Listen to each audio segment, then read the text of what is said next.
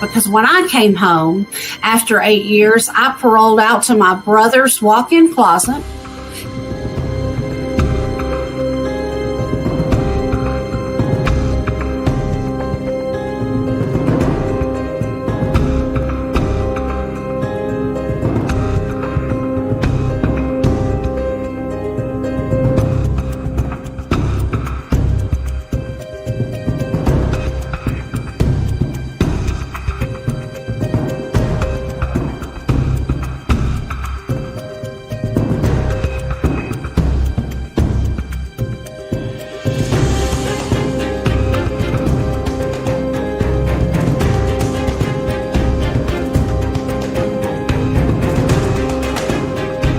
I still got 3 years of parole left.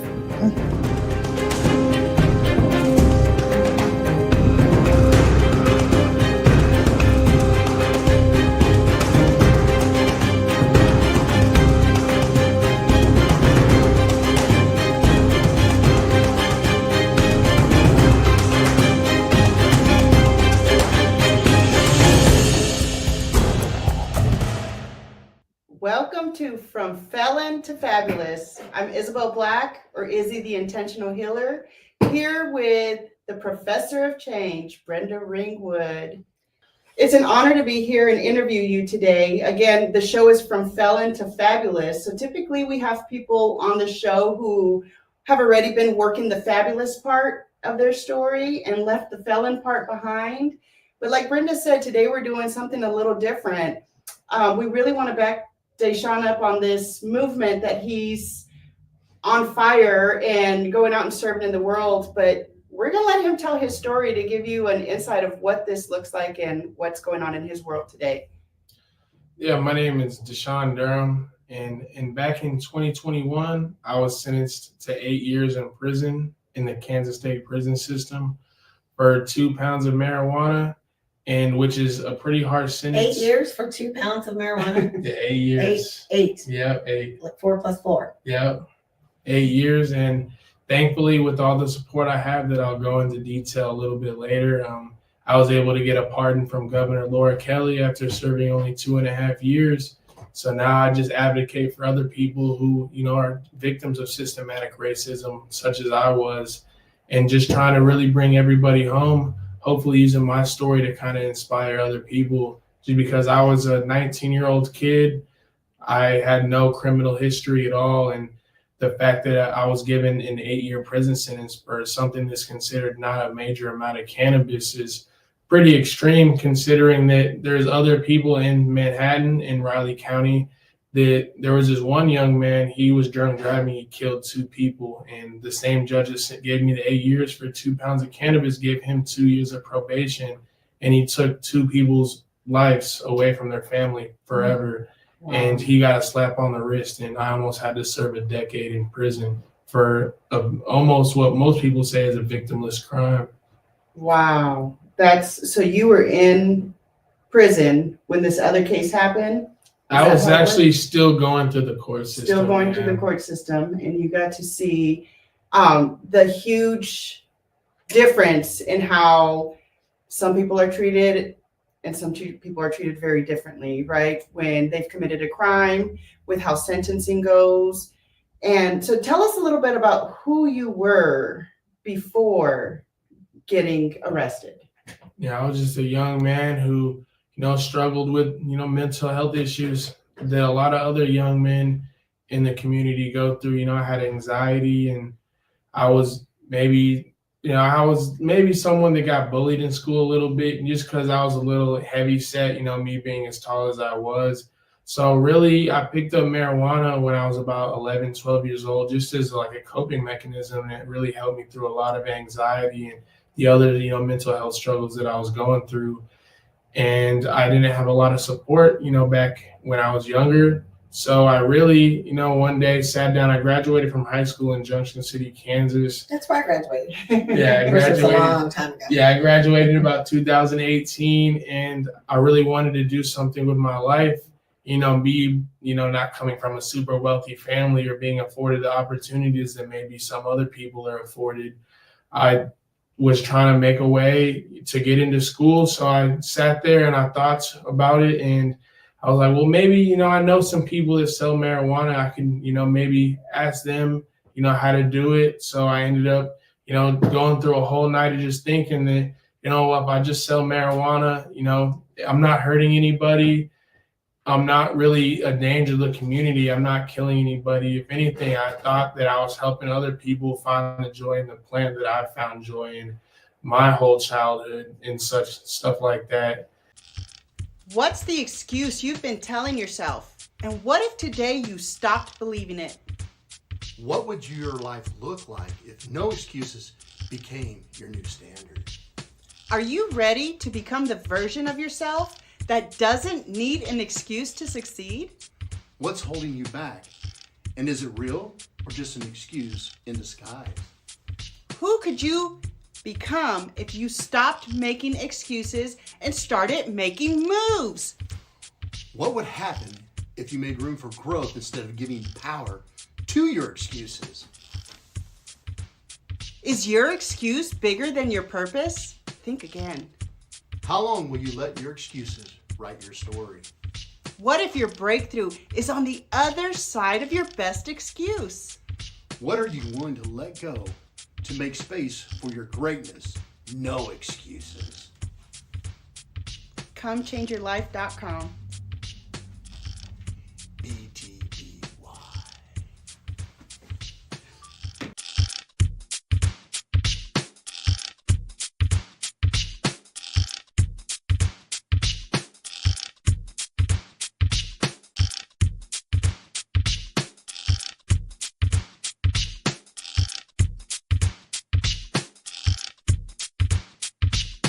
People understand you were ordering the marijuana online, which says you were ordering it from a legal source. Yeah, a lot of these, a lot of these legal states, with a lot of dispensaries, they do a lot of, I'm not sure, but I know from the return addresses on a lot of my packages that it was coming from a lot of, West Coast states. Mm-hmm. And so I feel like a lot of those legal dispensaries do it kind of like underground wheeling and dealing. I mean, they'll never get in trouble because, it's a legal state. So technically what they're doing is legal. But I was using, cryptocurrency to purchase marijuana off like the dark web.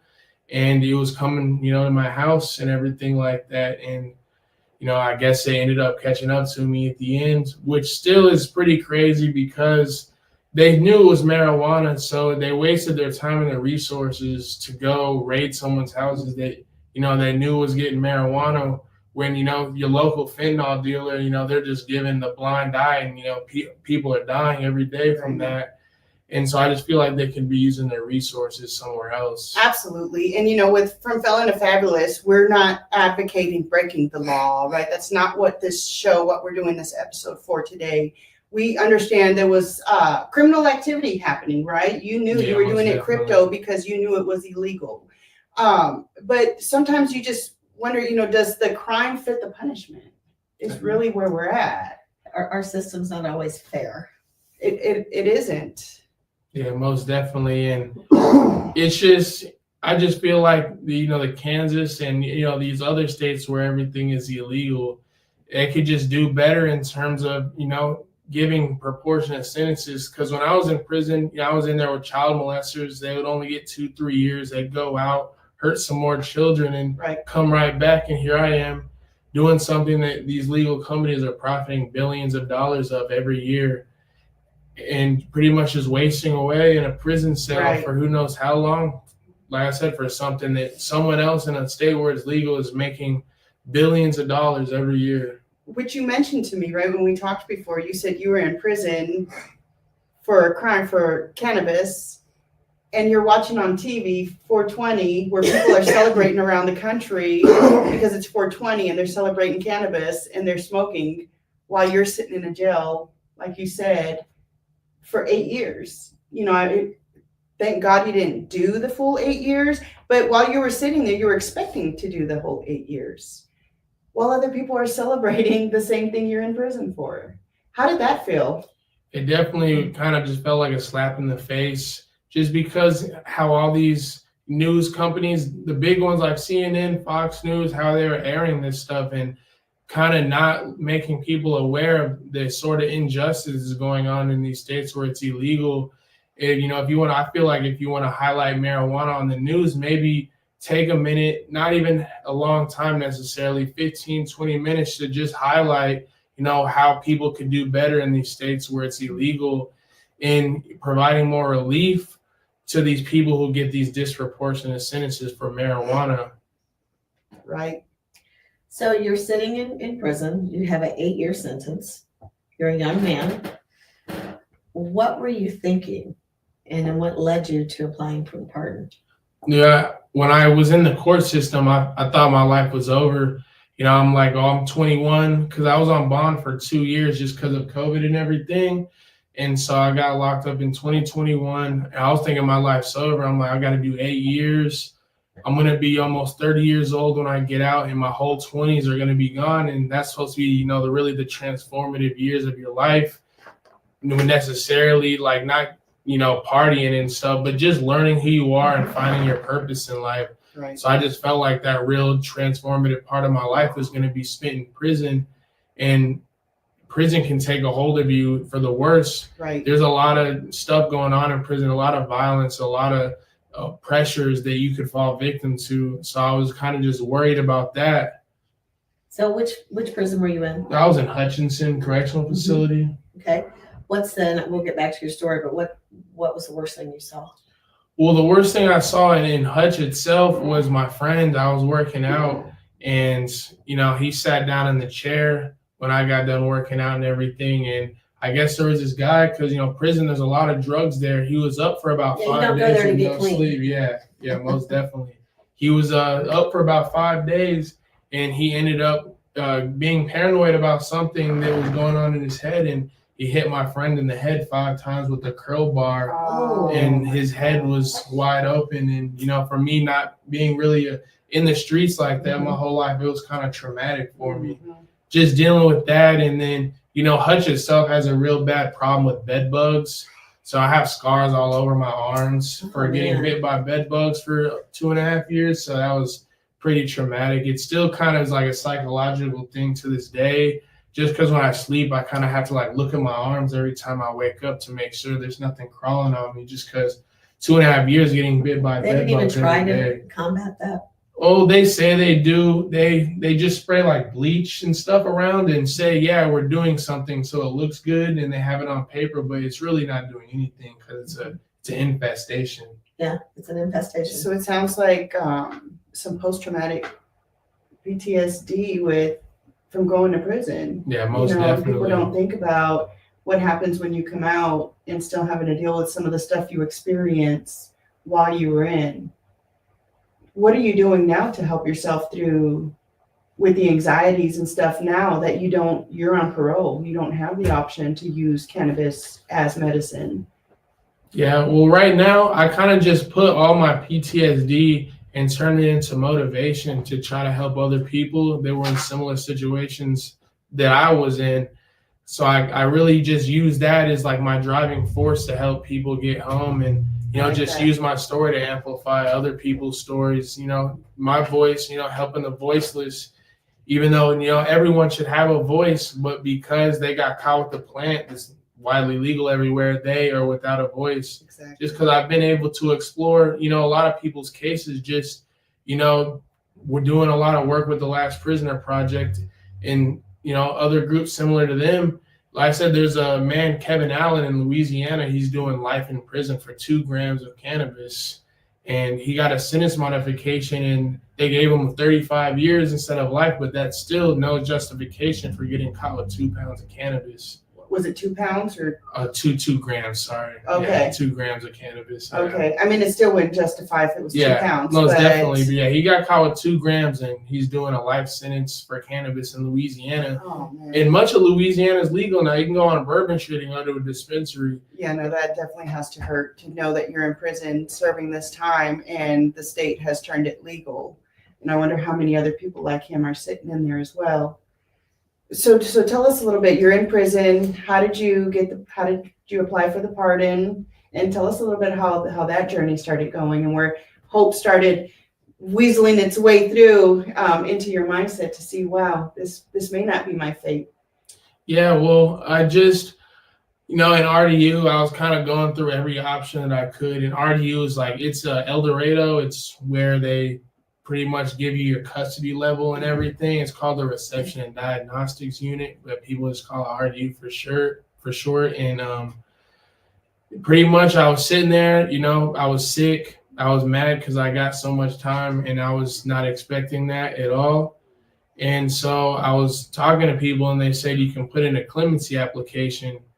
And I contacted my lawyer and he gave me the application and I filled it out to the best of my ability and I sent it off. And pretty much people are telling me, well, yeah, no one gets clemency because that is something that thousands of people put in all the time, just trying to seek some sort of relief, kind of going through every option. And so I put it in, went to Hutch, was there for about 2 years. And actually, my first year in Hutch, I came across someone, his name's Antonio Wyatt. He's also someone that the Last Prisoner Project represents. He's doing a 12-year prison sentence, and he got caught with 8 pounds of cannabis. But he's not even from Kansas. He was coming through Colorado trying to go back to another legal state, and they pulled him over and found his cannabis and gave him a 12-year prison sentence. Oh my goodness. And so I was talking to him because we were pretty close to each other, like cell-wise, and he was telling me about the Last Prisoner Project in Dante West. Dante West, he's another former cannabis inmate, and he was actually exonerated by the courts for his charges. And, he was another cannabis inmate. And he was telling me about him and how he was locked up with him and how he got out early and he was in there for cannabis and everything. And he's advocating for other people in prison for cannabis, through the Last Prisoner Project and everything. And he told me that he's helping him currently and he'll give him my name and get him in contact with me so he can help me too. So that happened, and then I start contacting Dante West and, get approved to be pretty much like a constituent to the Last Prisoner Project, which is pretty much just I'm someone they represent and help since I'm still incarcerated for. So they for helped you cannabis. get paperwork in and going. Yeah, they pretty much just help me with commissary funds, everything. Like they'll send you $300 every month or so, to kind of help with the cost of food and everything like that. And, they provide pro bono legal assistance if the case, calls for it and everything. And, I'm going through, a year or two because they told me that I pretty much had to do some time before the governor considers, anything. So, I'm just kind of working at this job, making 60 cents an hour, $22 a month. I was working at the Kansas State Fairgrounds, making no money, doing backbreaking work for $20 a month, and It doesn't even pay for your commissary. Yeah, it doesn't pay for anything. That's why I'm so grateful for groups like the Last Prisoner Project, really giving me that support and those funds to make sure I eat and have deodorant, body wash, and everything like that. Yeah, because even though you get 3 hots in a cot, they don't supply you with soap. Yeah, most definitely, and that's why I'm just so grateful for them and everything. And I ended up getting an outside job at a honey factory about, I'd say 2 years into my sentence. So I worked there for a little bit. And that's when my mom, she really was doing a whole lot of advocating work, getting, legislators on the line, getting, getting people that write newspaper articles on there. And she actually came across Toriano Porter. And he was a friend of ours. Yes. He was actually able to write an article about me in the Kansas City Star and, contact with the governor's office and everything. And really, I just feel like that really got the ball moving because after he wrote that article, actually Barry Grissom, he's does a lot of stuff for the Kansas Cannabis Coalition.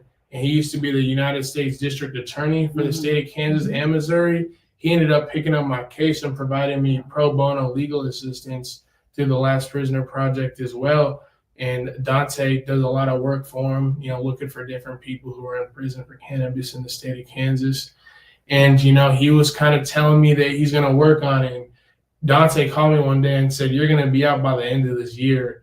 And, me, being in prison for 2 years already, I'm like, yeah, I didn't want to get my hopes up because if it didn't happen, I was going to be pretty ashamed and, hurt, kind of lose hope. Mhm. So I always just kind of put it in the back of my mind, but a part of me wanted to believe him. When was that? What month was that? That was in about, I'd say March of 2024. Yeah. And then, I'm still working at the job at the honey factory, making money. And beginning of August, Dante calls me and says that, Barry told him that I have a meeting with Laura Kelly's chief legal counsel, regarding my clemency petition and everything.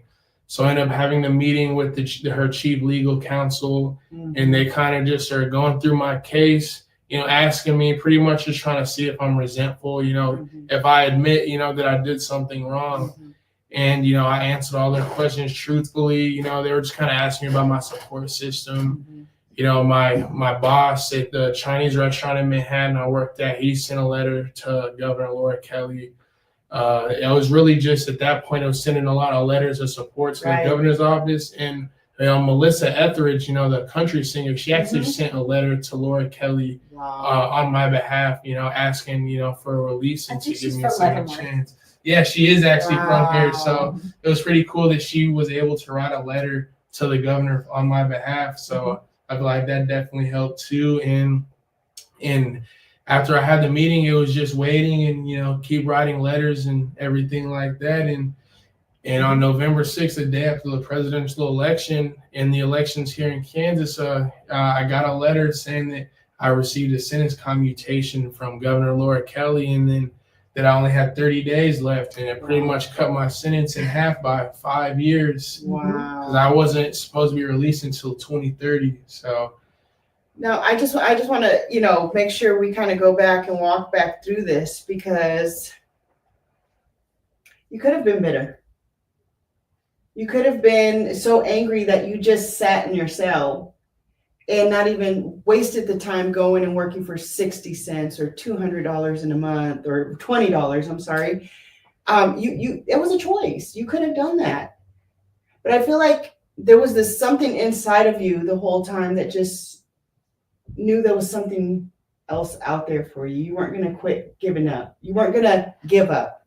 You kept showing up. You were going to use that prison time to still keep doing, not just sitting and become stagnant.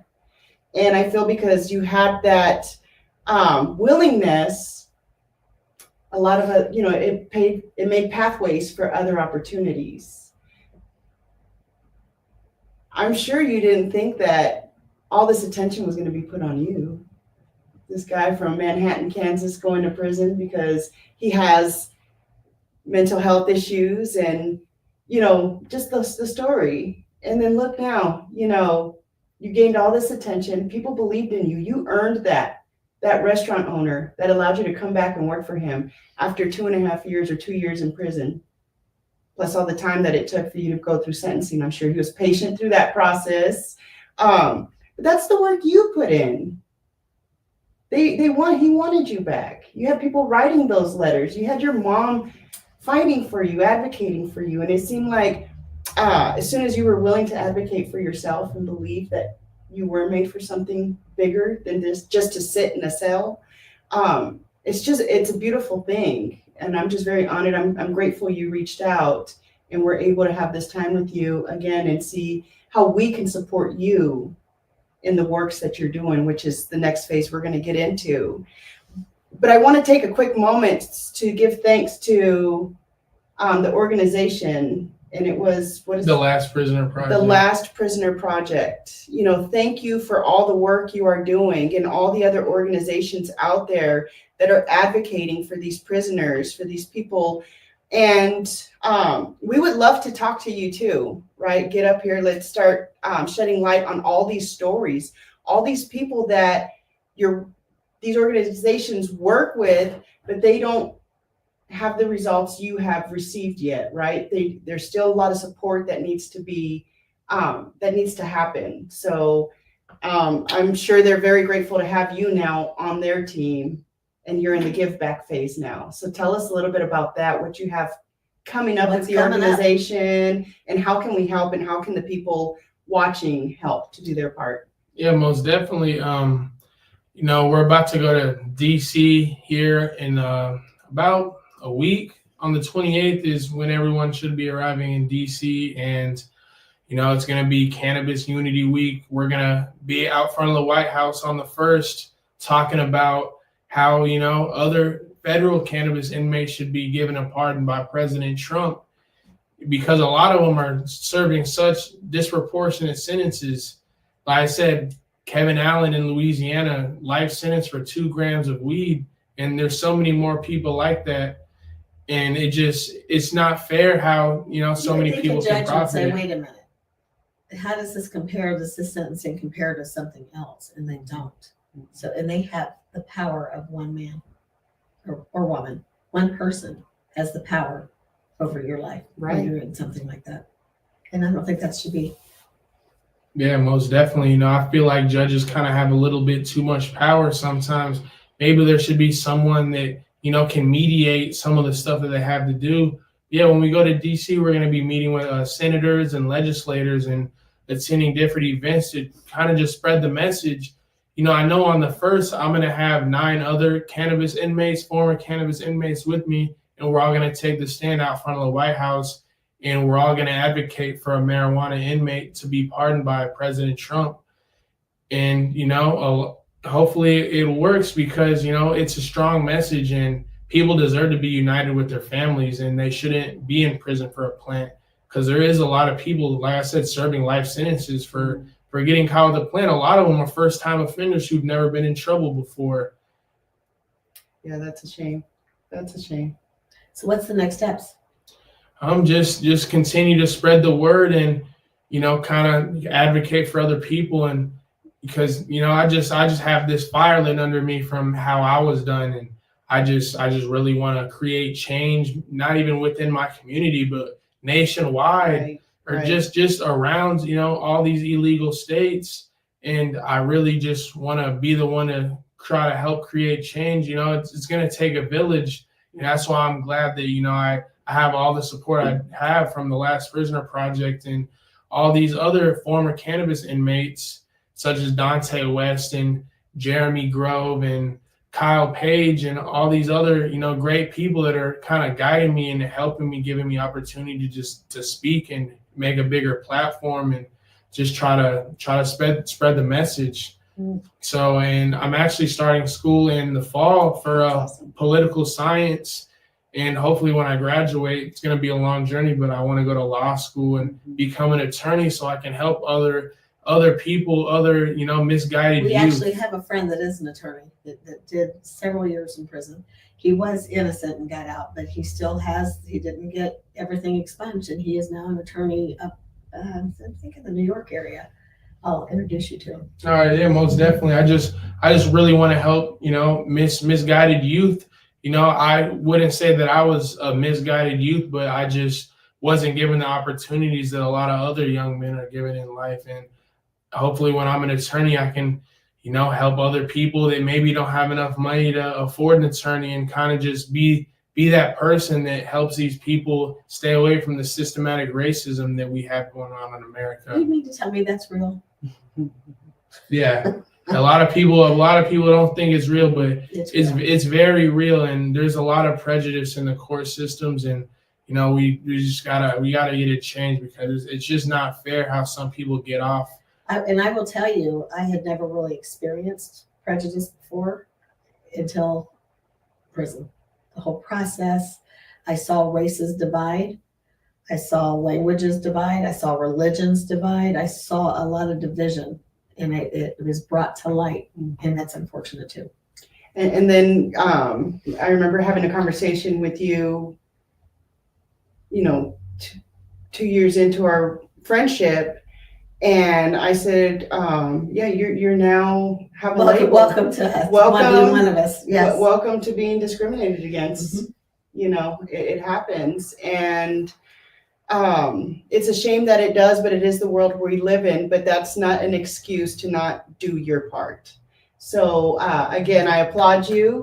You're going to do great things. You're doing great things already, and we can't wait to celebrate as you graduate from college and you go out there and you accomplish all of your dreams and make a difference in this world. We're here to back you up. Where can the people who want to get in connection with you to learn more about what you do, or possibly even help invest in what you're doing, how can they get a hold of you? Yeah, I'm really active on Instagram. That's where I post a lot of my advocacy stuff.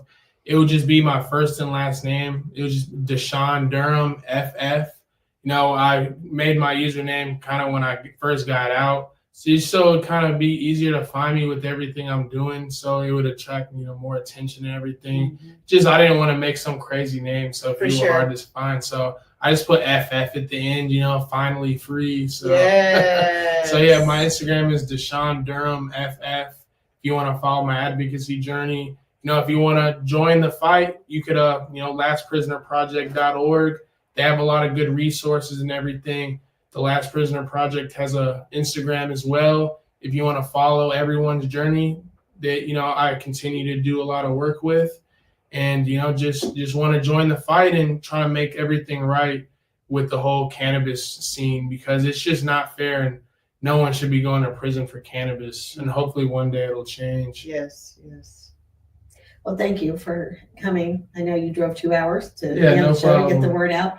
Let us know how your little stuff happens over there. I'm just curious. So you're going to be on the lawn of the White House. Yeah, it's a little bit like behind it. I'm not quite sure yet on the location, but it's going to be outside. What the happened there a house. few years ago was kind of really bad. Yeah, Okay. most definitely. So be careful. Yeah, for sure. I'm definitely going to be careful. Like I said, I've already, got a meeting with Jerry Moran, the United States Senator for Kansas. I'm going to be going there with Dante West and Kyle Page. There are also 2 former Kansas prison cannabis inmates. They were locked up. They got a pardon as well, as Dante being exonerated, and Kyle got a sentence commutation. It's a big deal.